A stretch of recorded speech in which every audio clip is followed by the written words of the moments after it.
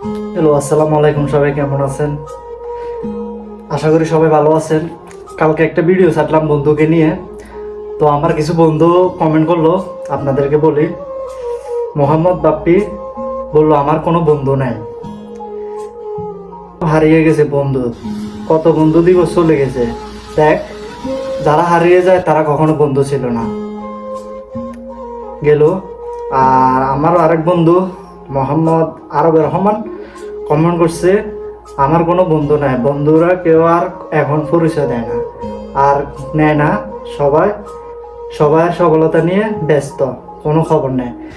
তো বন্ধু, তোদেরকে বলতেছি যে তোরা তো দেশে আছস, দেশে থাইকা আমাদের খোঁজ খবর নেস না। আমরা থাকি প্রবাসে, আমরা বিভিন্ন ধরনের কাজে কাজে ব্যস্ত থাকি।